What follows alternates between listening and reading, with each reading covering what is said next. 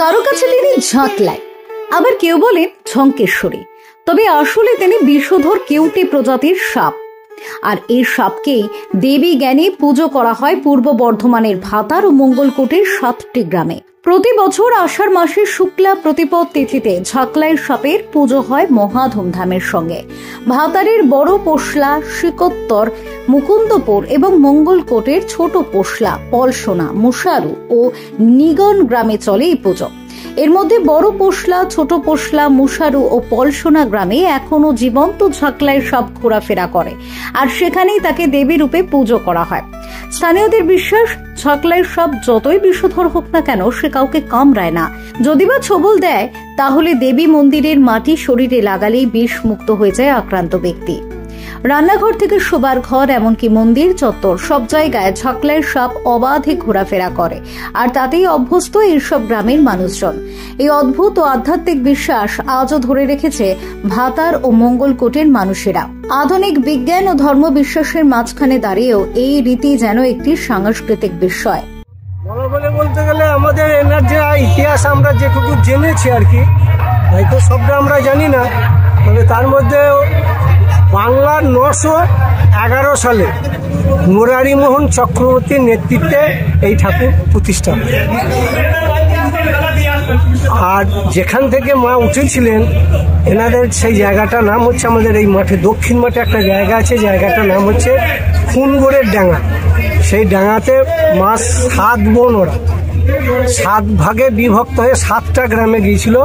মুসুরি, পলসোনা, ছোট পোশলা, বড় পোশলা, এই 4টে গ্রামে মাকে সর্বত্রই দেখা যায়। আর 3টে গ্রামে যে মা আছেন সেটা হচ্ছে শিকোত্তর, ময়দান আর হচ্ছে আপনার নিগর। কিন্তু এখানে মাকে দেখা যায় না, পুজো পাঠ হয়।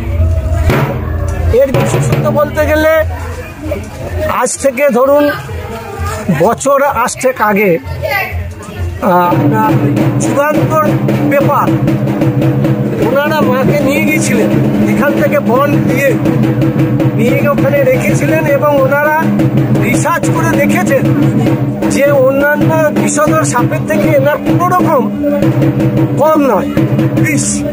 কিন্তু এখানে দংশন করলে কেন যে মানুষ মারা যায় না, সেটা কিন্তু আমাদের কেউ বলেন মায়ের মাহাত্ম্য, আর যদি বলেন বিজ্ঞানসম্মত, তো মা তো অনর্গল বেরোন।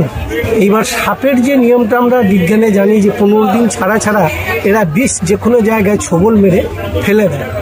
তা যদি কোনো সাপ 17 দিনের মাথায় কামড়ায় তাহলে তার বিষ হয় না, আর যদি আপনার 14 দিনের মাথায় কামড়ায় তাহলে সে ব্যক্তি মারা যায়, বিষের পরিপূর্ণতা থাকে। আর আমাদের মা কন্টিনিউ বেরোন, এবং সব সময় যেটা আপনার উনি নাড়ু ধরে, আমরা বলি নাড়ু, সেটা হচ্ছে আপনার ব্যাং বা ইঁদুর উনি সর্বত্রই খাচ্ছেন, তাহলে সব সময়ের জন্য বিষটা তার মধ্যে প্রয়োগ হয়ে যাচ্ছে। এর জন্য তার বিষক্রিয়াটা মানে প্রবলতা কম।